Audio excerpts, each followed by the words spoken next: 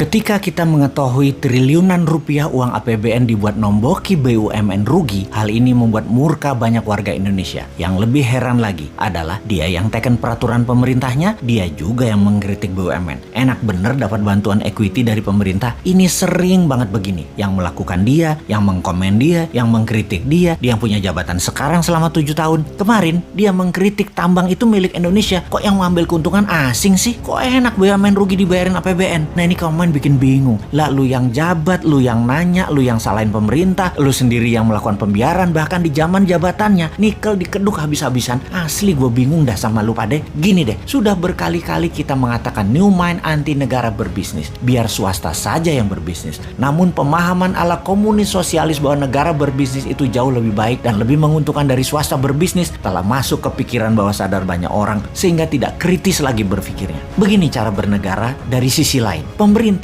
adalah regulator. Ngerti? Regulator. Wasit pelaksana aturan dan pembuat aturan yang memudahkan anak bangsa berkarya. Berkarya secara maksimum. Mengurangi atau menahan asing berkuasa. Mendistribusikan kekayaan kepada rakyat. Membuat rakyat sehat, sejahtera, dan berpendidikan. Serta memberikan peluang yang sama pada setiap anak bangsa. Negara memajaki jasa mereka yang telah negara permudah berusaha tadi sehingga mendapatkan keuntungan yang banyak. Di sisi positif lainnya, pengusaha bisa membuka lapangan pekerjaan. Ingat, lapangan pekerjaan itu yang membuka swasta, bukan pemerintah. Ingat ya, bukan negara yang membuka lapangan kerja, tapi aturan dan kebijakan pemerintah yang bijaklah yang membuat lapangan kerja tadi lebih banyak. Negara jadi kaya bukan karena negara berbisnis, tapi rakyat dibuatkan peluang yang fair, yang sama, sehingga yang pinter, yang rajin, yang hemat, yang santun, yang sukses. Bukan yang jabat, yang korupsi, yang memanfaatkan jabatan, yang kaya. Atau bukan pengusaha yang main dengan pejabatnya yang nambah kaya karena merubah peraturan. Sama, politikus adalah pengawal pemerintah, membuat undang-undang yang melincahkan pemerintah untuk membantu rakyat. Yang terakhir, fungsi kontrol serta administrasi pemerintah saat ini acak kadut. Sudah 7 presiden tidak rapih, lemah, dan banyak bolongnya. Ditambah PNS yang one prestasi, yang tidak taat, yang nakal, tidak bisa dipecat. Itu aja urusan pemerintah dan politikusnya. Jangan berbisnis. Bisnis dan usaha itu ranah swasta, ranah rakyat yang tidak memiliki jabatan. Jadi kembali ke BUMN, bahwa jika apple to apple membandingkan bisnis pasar bebas, BUMN sudah keok sejak dulu. BUMN itu dilindungi peraturan dan diberikan banyak kemudahan, tapi tetap nggak jalan dengan bagus. Ya, memang nggak bisa berbisnis, tidak humble si pejabatnya. Rakyat jadi pasarnya BUMN, modalnya dari pajak rakyat. Keuntungannya terbanyak hanya untuk segelintir orang pejabat dan komisarisnya saja. Jadi ketika diumumkan salah satu BUMN rugi 90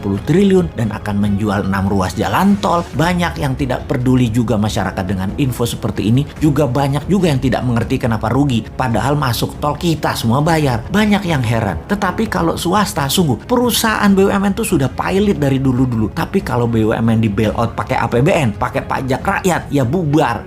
Rakyatnya tetap masih percaya loh BUMN itu penting. Kok bisa ya? Dikira kalau swasta kaya negara miskin gitu ya? Padahal sebaliknya, kalau swasta kaya, negara menjadi sangat kaya. Tiongkok itu kaya swastanya di luar negeri untuk mencaplok ekonomi negara lain, baru pakai BUMN Tiongkok. Jadi BUMN Tiongkok tuh pahlawan devisa. Swasta Tiongkok main di dalam negeri dan yang bermain di luar negeri itu BUMN. Kita lanjut. Ketika flag carrier airline kebanggaan nasional Garuda Indonesia sebelum COVID saja sudah keok, ditambah PPKM sekarang dengan macam-macam aturan membuat traveler berkurang hingga lebih 50%. Sekarang kemungkinan gagal restrukturisasi semakin besar. Nama kebanggaan Garuda akan jadi pelita air melindungi diri dari tuntutan investor, di mana sebentar lagi APBN juga yang akan bayarin. Pastinya saat ini banyak lagi daftar BUMN yang merugi dan memiliki hutang yang menumpuk sangat besar. Bahkan aset jaminannya kalau diambil lender atau diambil investor, maka aset tersebut pasti jadi milik asing. Kembali mengingatkan di zaman jual BUMN dan perusahaan murah di tahun 2000-an, efek resesi ekonomi tahun